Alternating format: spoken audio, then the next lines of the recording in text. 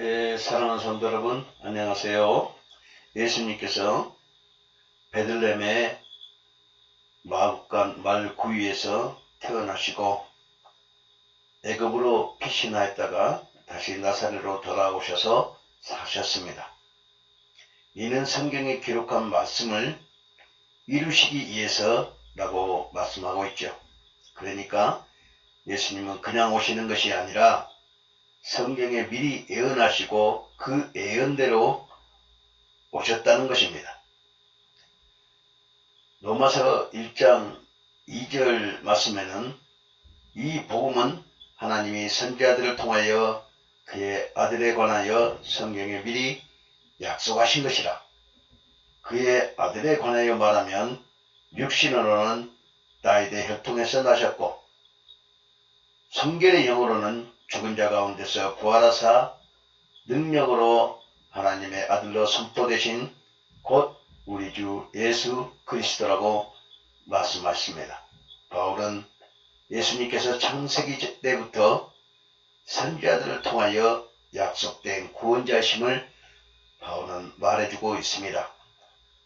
이스라엘 백성들이 하나님과 아브라함에 약속하여 애굽에서 400년 동안 종으로 살다가 4대 만에 출애굽하여 홍해를 건너 광야로 들어가서 그곳에서 40년 동안 살다가 가나안에 들어가서 생활했던 모습을 예수님께서 40일 동안 보여주시고 요단강에서 세례 요한의 물 세례를 받고 사역을 시작합니다. 요단강에서 예수님이 세례 요한을 통해서 물 세례를 받았던 것은 이스라엘 백성들이 홍해를 건너 가나안에 들어가기 위한 첫째 광야에 들어가서 40년을 생활해야 하는데 홍해에서 단체로 세례를 받고 들어간 것입니다. 그 일을 상기시켜서 예수님이 이 땅에 이스라엘 백성들에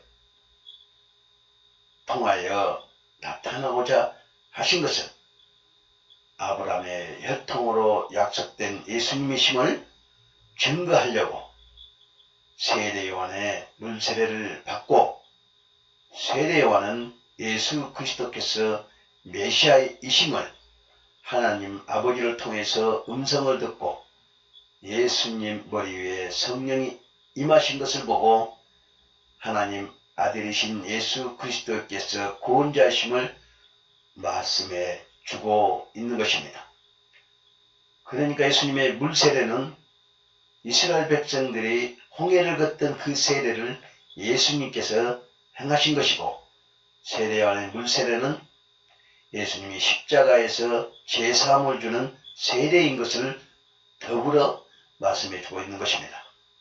사랑하는 성도 여러분, 그러나 오늘날 목사들이 물세례를 행하고 안수하는 것은 이미 예수님이 십자가에서 이루었으니까 이제는 행하지 않고 예수님의 십자가에서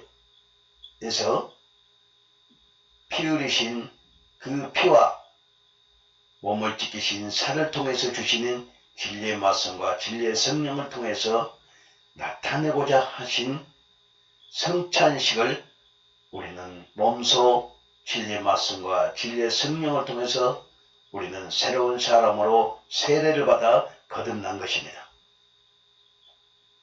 우리가 세례요한처럼 물세례를 행하고 안수하는 것은 매우 잘못된 것입니다. 성경 말씀은 우리에게 그 일을 행하라고 주신 것이 아니고 우리에게는 그 세례요한이 요단강에서 물세례를 베푼 것은 예수님이 누구신지 모르니까 하나님께서 그 성령 세례를 주실 예수님을 미리 세례요한을 통해서 나타내고 증거해 주려고 세례요한을 택해서 미리 요단강에서 세례를 행하게 했던 것입니다. 예수님은 세례와의 물세례를 통해서 구약의 모세의 율법과 선지자들의 예언의 말씀 마지막 선지자 세례 요한을 통해서 모든 예언과 율법을 이루시고 새 언약으로 우리에게 약속한 것이 성령 세례입니다.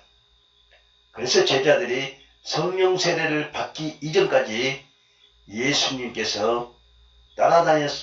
따라다녔어도 예수님을 믿지 않고 십자가에 죽으신 모습 보고 다 도망갔던 모습처럼 다 도망을 가게 되고 배신하고 배적해 버린 것입니다.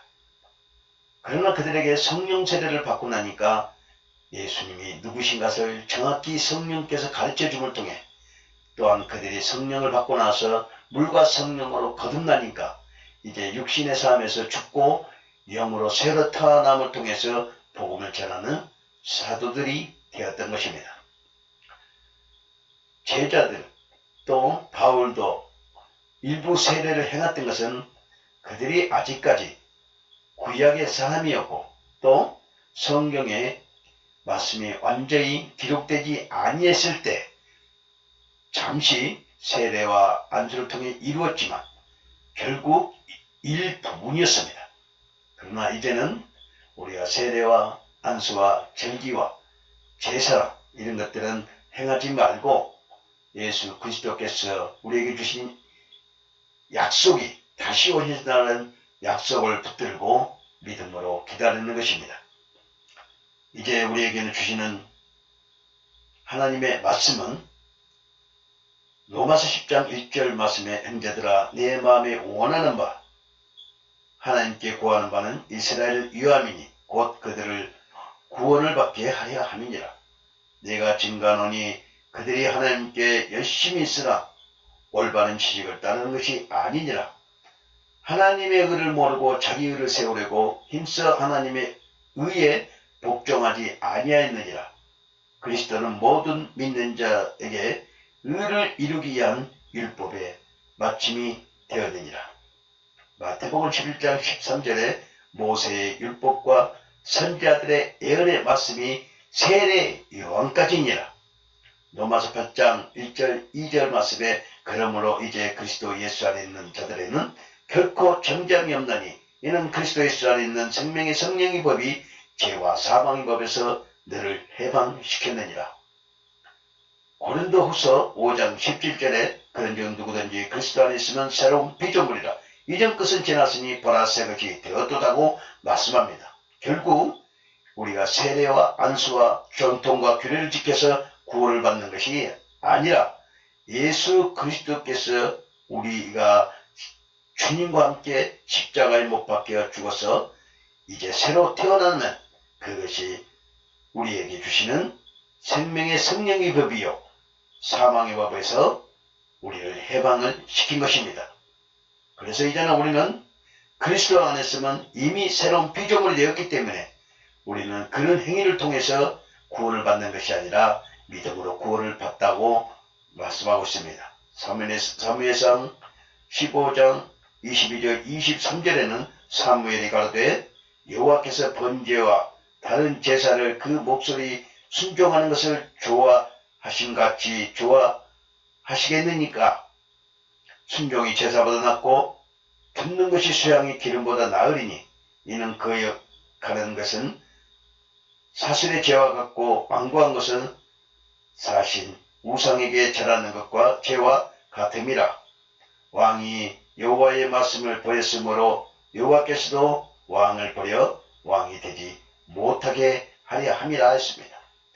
이제 행위로 구원을 받는 것이 아니라 우리에게 은혜를 주신 믿음으로 구원을 받는데 우리는 어떤 순종이 제사보다 낫고 듣는 것이 수양이 기름보다 낫다고 했습니다. 그래서 우리의 고집과 아집을 버리고 이제 그리스도 안에 순수한 믿음으로 받아들여서 새로운 피조물로 살아야 합니다. 요한복음 5장 44절에 너희가 서로 영광을 취하고 유일하신 하나님께로부터 오는 영광을 구하지 아니하니 어찌 나를 믿을 수 있느냐. 아모스 5장 21절 26절에는 내가 너희 절기를 미워하며 멸시하며 너희 성회들을 기뻐하지 아니하나니 너희가 내게 번제나 소제를 드릴지라도 내가 받지 아니할 것이요 너희 살찐 이생의 한목제도 내가 달아보지 아니하리라. 내 노래소리를 내 앞에서 그칠지어다. 내 비파 소리도 내가 듣지 아니하리라. 오직 공법을 물같이 정의를 하수같이 흐를지니어다.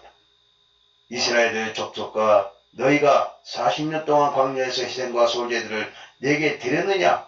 너희가 너희 왕 식국과 너희 우상 가운데 곧 너희가 너희를 위하여 만들어서 신으로 삼는 별 항상을 지고 가리라.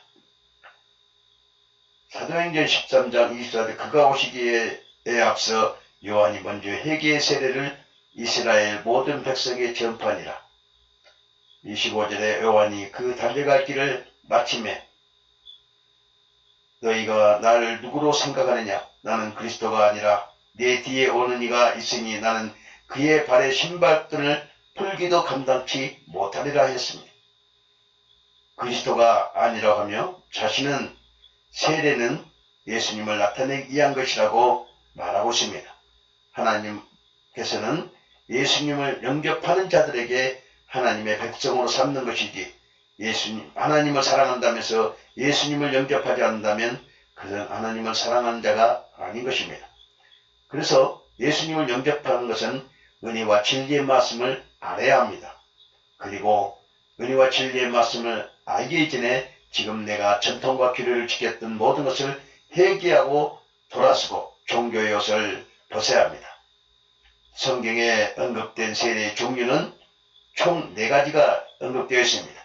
마태복음 3장 11절 12절과 요한복음 3장 16절 17절에 보면 세례요한이 말하기를 나는 물로 세례를 주지만 내 뒤에 오시는 예수님은 성령과 불로 세례를 줄 것이라 하였습니다.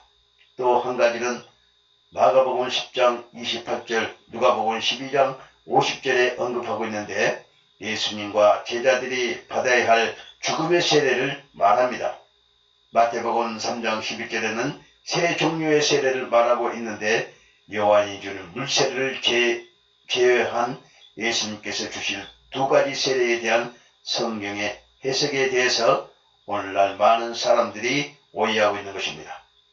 그러나 11절에 언급한 성령 세례와 불세례가 동일한 것이 아니며 그 증거는 12절에 명백하게 나타나 있습니다. 오병이의 사건은 구약적 유대인에게 하는 것과 신병의 사건은 예수님 이후의 신약적인 이방인들에게 주시는 것입니다. 제자들에게 부활하여 보이시고 구원 생선을 주신 것은 사명을 주신 것이지만 이제 예수님이 십자가에 죽고 난 후에 그 부활의 생명을 말하고 있습니다.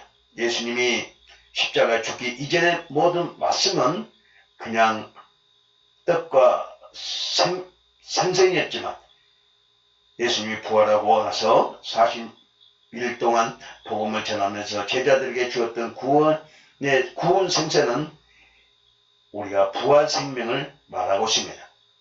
그리고 십자가 이후에 부활하셔서 주신 불세례는 심판의 영생의 생명으로 주시는 보증서입니다. 그러니까 불세례는 심판 속에서 구원받을 영생의 생명으로 주시는 보증서라는 것입니다.